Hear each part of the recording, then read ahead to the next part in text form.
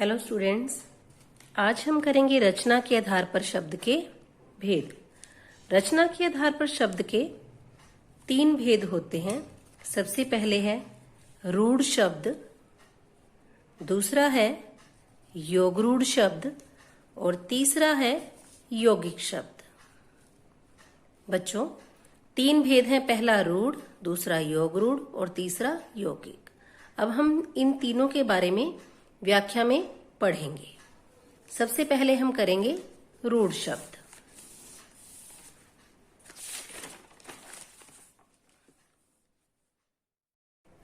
पहला है रूढ़।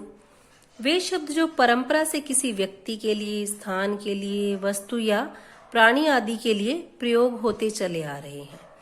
इन्हें हम जिस रूप में प्रयोग कर रहे हैं उसी रूप में ये प्रसिद्ध हो गए।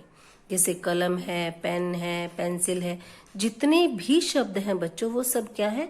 रूढ़ शब्द हैं। अब इन शब्दों में अगर हम इनको विभाजित करते हैं, खंडों में बांटते हैं, तो इनका कोई भी अर्थ नहीं निकलता। ये क्या हो जाते हैं? अर्थहीन हो जाते हैं। दर्पण का अगर हम विच्छेद करें, अगर हम इनके खंड करें, इसके टुकड़े करें, तो इसका कोई भी अर्थ नहीं निकलेगा। द प्लस पर्ण, तो इसका कोई भी अर्थ नहीं रह जाता। दर्पण इकट्ठा लिखने पर ही इसका अर्थ आता है।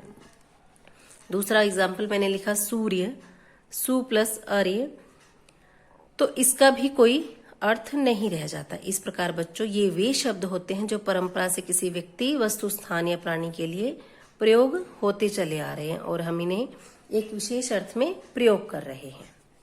दूसरा है यौगिक।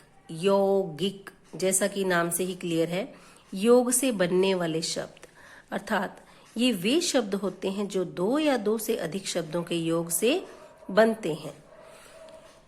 अब जब हम इनके शब्दों के खंड करते हैं बच्चों, अगर हम इन्हें खंडों में भी बांट दें तो भी इनका अर्थ ज्यों का त्यों बना रहता है। इनका अर्थ अर्थहीन नहीं होता।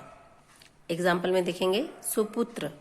देखो, मैंने यहाँ अभी बात बताई आपको कि 2 या 2 से अधिक शब्दों के योग से बनते हैं। 2 शब्द सु प्लस पुत्र। सु का मतलब क्या होता है? अच्छा, पुत्र बेटा। तो इन दोनों का अर्थ है, ये अर्थहीन शब्द नहीं बने। इस प्रकार दोनों का ही अर्थ निकल रहा है।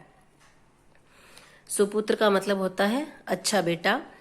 दूसरा एग्जाम्पल मैंने लिया औषधालय।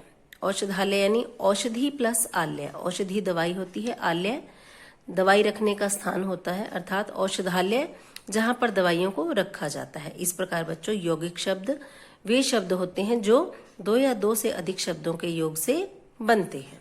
तीसरा है हमारे पास योगरूढ़ शब्द। योगरूढ़, योग प्लस रूढ़, अर्थात ये यौगिक शब्द भी होते हैं और रूढ़ शब्द भी होते हैं।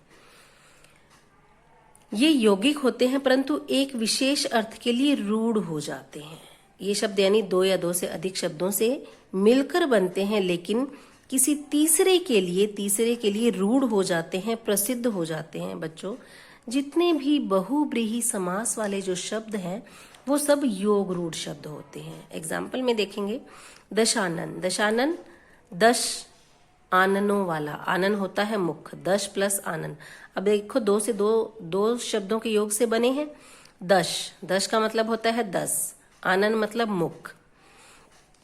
लेकिन दशानन हम किसके लिए प्रयुक्त करते हैं?